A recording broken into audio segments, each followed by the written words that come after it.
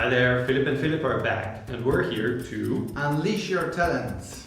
And this week we're talking about negotiation, and more specifically what you can do when you're actually entering in the negotiation, when you are there, the very thing, the real thing, when you put down the value of your offer and when the actual negotiation starts.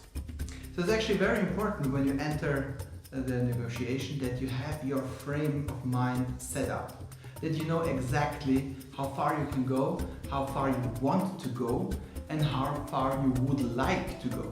So there are a couple of interesting differences here, because obviously as far as you can go is a question of what are your values in terms of what would you like to give away, what can you give away, what is still okay for you to give away, and where there is definitely a no-go. So up until here and not further.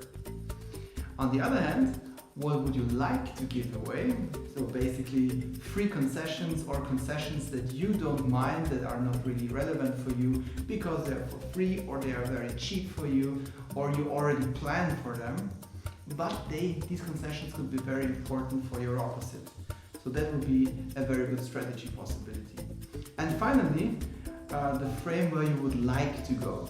So would you like to just settle for 100 or would you like to go for $1,000? And all those kind of things, make sure you know where you want to go, what is your frame, what is the goal where you would like to go to.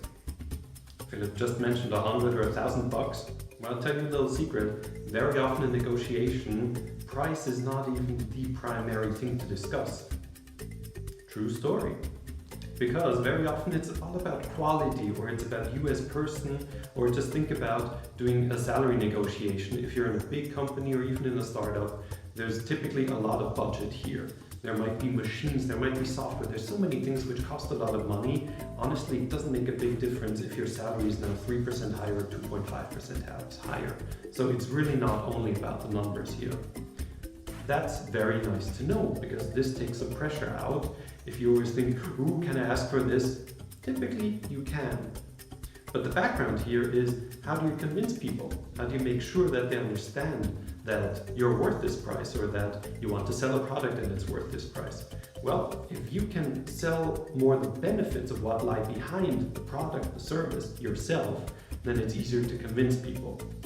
They buy a lot more than only product or service. They buy you as a person behind it.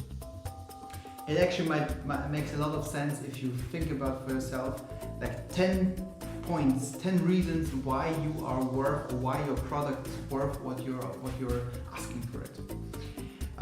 It's also the other way around. What are the 10 reasons that you would like to pay less than your opposite? And it's always not necessarily just about the money. As I said, concessions can be a very, very, very amazing game changer here. Because what is a concession for yourself doesn't need to be a concession for the other person.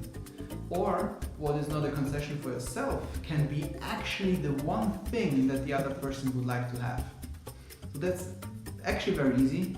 Come up with concessions that you can easily give away, or come up with ideas that you really, really would essentially need, or that would be a very big help for yourself when you get an offer from another person. And there is always this one thing when it comes down to good old haggling. But I think before we go into this, Philip has a little bit more for you. I do, because there is the positive side. If yes, you can close a deal and you're about haggling, but before you even go into this, I have a small piece of advice which will make haggling so much easier and you can be so more relaxed. If you know that there can be a no from the other side, that has nothing to do with you personally. Very often there are simply constraints from the other side. There are budget cuts, or they have a problem with the product, whatever. This has nothing to do with you, and therefore whenever you speak about changing a price here, that doesn't mean that your value is lower because they're not willing to pay so much. Keep that in mind when you hear this really cool piece of advice from Philip. So, good old haggling. What does it all boil down to?